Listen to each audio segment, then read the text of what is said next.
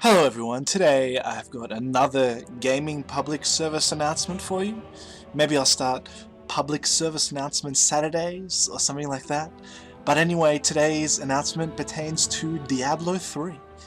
As we all know, Diablo 3 came out quite a few months ago and it was underwhelming to say the best. The game itself was very fun. Like the core mechanics played really well, but if you saw my video, the one that I posted a little while ago, what's wrong with Diablo 3, you'd understand that there was very little end game, it got boring very quickly, and it wasn't the Diablo 2 sequel that we're all hoping for. But Blizzard have been listening. They've been listening to me, and to you, and to all their fans, and they've put out patch 1.04. Patch 1.04 is designed to alleviate many of the issues that players had with Diablo 3. There's a whole bunch of class balance changes, monster changes, and loot changes. The biggest one is the new Paragon system.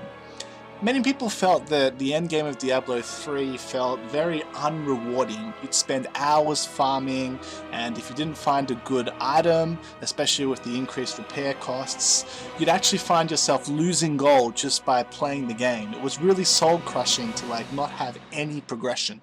So Diablo developers, Blizzard, have listened to this and they've introduced the Paragon system. Basically, once you're a max level, you'll keep gaining experience. And every time you hit an experience cap, you'll level up with a Paragon level. You'll stay at level 60, but then you'll become, for example, Paragon level 1, Paragon level 2.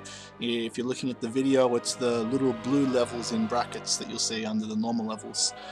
Basically, when you level up a Paragon level, you'll gain extra Magic Find and Gold Find, as well as some regular stats. It's akin to the old level 99 grind of Diablo 2, and it's great because every time I play, it really feels like I'm actually progressing. The second major change has been to multiplayer. Many people were upset that Diablo 3 was essentially much more efficient to play if you played it by yourself. Well, again, Blizzard have listened to this. They've removed many of the penalties for playing in a group, as well as reduced damage on elites and increased damage on white mobs, made a lot of abilities synergize much better together, and it's worked really well. I was playing through Inferno with a couple of my friends, and it's the most fun I've had in this game. Even more fun than when it first came out and we were going through normal nightmare hell, because we're at that end level, we're progressing, we're getting great items, it was just really fun. They've really nailed the group play aspect. It's now actually fun and efficient to play in a group, because again, you're killing those white mobs, you're getting experience, white mobs have increased drop rates, you're building up your Paragon levels, and of course it's so much more fun to play with friends than to play by yourself. A whole bunch of balance changes. This is what I was talking about. The Witch Doctor, for example. Witch Doctor was broken. I feel sorry for people who played Witch Doctor. I play Wizard, as you can see, and we received a whole bunch of buffs. But the Witch Doctor got a great overhaul. All of the other classes got various tweaks. One of the big thing that they wanted to promote with this patch was build diversity. People who try, maybe little strange builds or whatnot.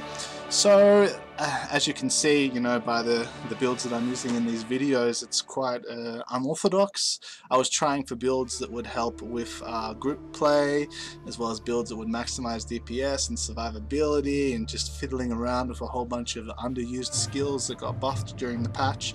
And it's great, it's great fun. It's so much better than the old standard Venom, Hydra, Blizzard, and then just run around for 10 minutes while they die. So it's great fun. They've done a good job with the class balances. The last major addition to the patch is the improved legendaries, as well as improved eye level 61 plus items.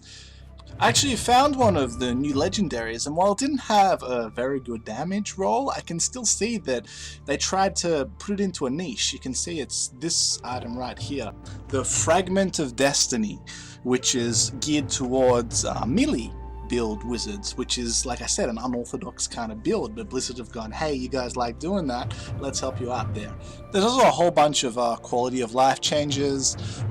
For example, elites no longer reset or enrage, which again is great for group play because you can take your time. You don't get punished if you don't have like that perfect build that downs the elites really quickly. Search features on the auction house are vastly improved. It just makes it a lot easier to, you know, list items, search for things. And just with all the stuff that's been added into this patch, it's a real big step in the right direction. It's still not the perfect game. I mean, there are still a few problems that I have with it, you know, from my old video, but it's a huge, huge step in the right direction. It's a really great re-energization, is that a word? Re-energization? Whatever, of the game. So if you have it and you haven't played the new patch, play it, try it out. Even if you gave up on Diablo 3, this might get you right back in there like it did to me. If you haven't bought the game yet, if you heard the bad, or not so bad, but not so great reviews and you're thinking of waiting or not getting it, you should get it. Definitely try it out. It's a whole new game and it's changing for the better. Thanks for watching, guys. Check out my blog for more videos like this. I update every Wednesday.